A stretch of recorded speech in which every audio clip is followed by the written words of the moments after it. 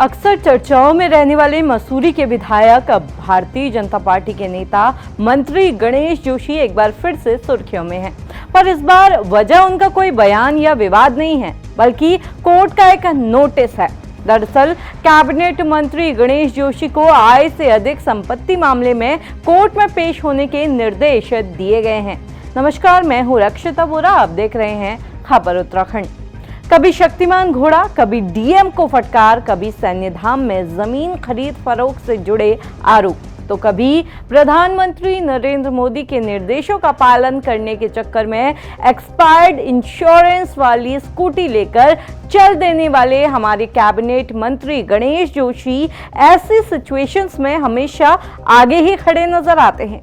4 बार के विधायक मंत्री गणेश जोशी के ट्रैक रिकॉर्ड की चर्चाएं वैसे अक्सर होती रहती हैं, लेकिन अपने विकास कार्यों से ज्यादा मंत्री जी अपने कारनामों के चलते सुर्खियों में रहते हैं।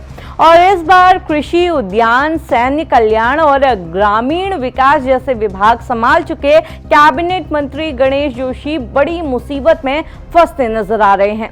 दरअसल विजिलेंस कोर्ट ने उन्हें आय से अधिक संपत्ति के मामले में नोटिस जारी किया है। कोर्ट ने साफ कहा है कि 3 सितंबर को मंत्री जी को खुद अदालत में हाजिर होना होगा। और ये कोई मामूली बात नहीं है, क्योंकि उत्तराखंड के इतिहास में ये पहली बार हुआ था जब किसी कैबिनेट मंत्री के खिलाफ आय से अधिक संपत्ति के मामले में विजिलेंस ने मुकदमा दर्ज करने के लिए कैबिनेट से अनुमति तक मांगी थी। साल 2024 में देहरादून के आरटीआई कार्यकर्ता विकेश सिंह ने याचिका दायर की थी, जिसमें मंत्री गणेश जोशी पर सरकारी धन का दुरुपयोग और वैध कमाई से कहीं ज्यादा संपत्ति जुटाने जैसे आरोप लगाए गए थे। याचिका में ये भी जिक्र था कि साल 2022 के विधानसभा चुनाव में मंत्री गणेश जोशी ने अपने शपथ पत्र में अपनी संपत्ति करीब 9 करोड़ रुपए बताई थी। इतना ही नहीं, याचिका में बागवानी और जैविक खेती के नाम पर विदेशी दौरों और निर्माणाधीन सैन्य धाम में गड़बड़ी और अनियमितताओं के आरोप भी लगाए गए थे।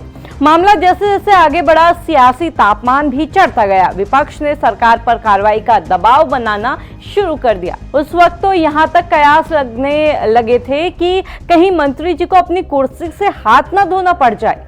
हालांकि इसके बाद कहीं ना कहीं सरकार की जीरो टॉलरेंस नीति पर भी सवाल खड़े हो रहे हैं, क्योंकि जो सरकार भ्रष्टाचार पर जीरो टॉलरेंस का नारा देती आई है, आज उसी सरकार के कैबिनेट मंत्री को आय से अधिक संपत्ति के मामले में कोर्ट से नोटिस थमा दिया गया है। अब सबकी निगाहें 3 सितंबर की सुनवाई के साथ सरकार पर भी है कि क्या आरोपों की निष्पक्ष जांच सुनिश्चित करने के लिए कोई ठोस कदम उठाया जाएगा, और क्या अगर आरोप सिद्ध हो जाते हैं तो सत्ता में बैठे लोगों के लिए भी वही चीजें लागू होंगी जिसके बड़े बड़े दावे सरकार सार्वजनिक मंचों से करती आई है।